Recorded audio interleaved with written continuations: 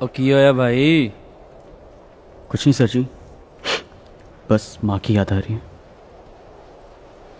ओ छोटे, याद तो मुझे भी आती है, लेकिन ये धरती भी तो अपनी माँ है। दिवाली गए कितने दिन हो गए? 4-5 दिन हुए होंगे साहब जी। क्यों, क्या हुआ साहब जी? नहीं नहीं, कुछ नहीं, ऐसे ही। बेटे का अपने हाथों लिखा खत आया था। कह रहा था कि पापा, इस दिवाली बम दुश्मन के साथ नहीं, हमारे साथ फोड़ना। बड़ा ही स्वीट है जी। हाँ। देखो, रब ने चाहा तो अगली दिवाली घर पर ही मनाएंगे।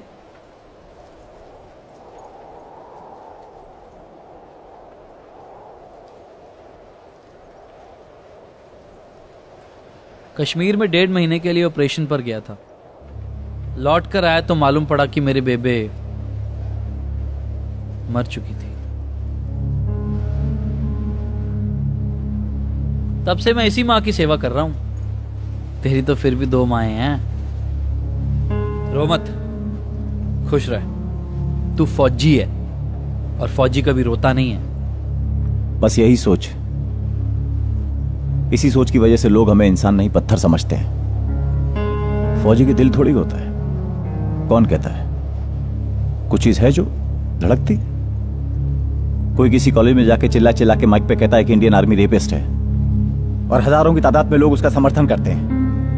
हम कश्मीर में टेररिस्ट मारते हैं और कुछ पढ़े लिखे लोग उनकी मौत को शहादत का नाम देते हैं। लाखों लोग पेटिशन साइन करते हैं इंटरनेट पे, कहते हैं कि इंडियन आर्मी कातिल है। सब एक बात याद आ गई। वो कहते हैं ना, जिन्हें हम हार समझ बैठे थे गला अपना सजाने को, वही नाक बन बैठे हैं हमें ही काट खाने को। कुछ लोगों ने तो हद ही कर दी। कहते हैं कि घूस दे के आर्मी में भर्ती होते हैं, फोकट का राशन खाते हैं। एक तरफ कोई एक्टर कहता है कि किसने कहा था उस 19 साल के लड़के को सरहद पे जाने के लिए, और दूसरी तरफ कुछ लीडर्स आतंकवाद के खिलाफ हमारी जीत का प्रूफ मांगते हैं। They bloody down this uniform. Proof? अब हम सबूत दें कि आप सब इतनी आसानी से हर रोज बिना किसी प्रॉब्लम के कैसे हक मूत लेते?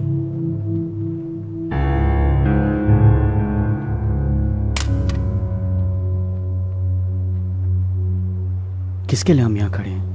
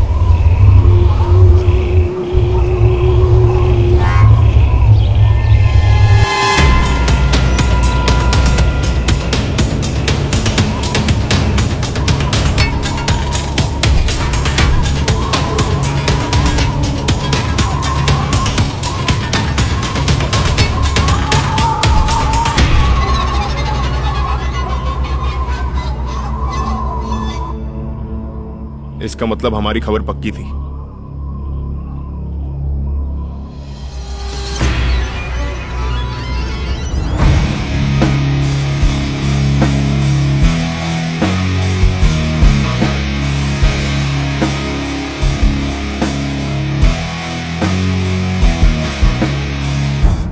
वीर जी, सरहद वाली माँ हो या घर वाली माँ, किसी एक माँ को तो बलिदान देना ही पड़ता है।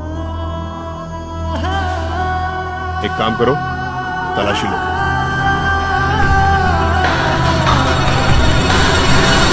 भारत माता की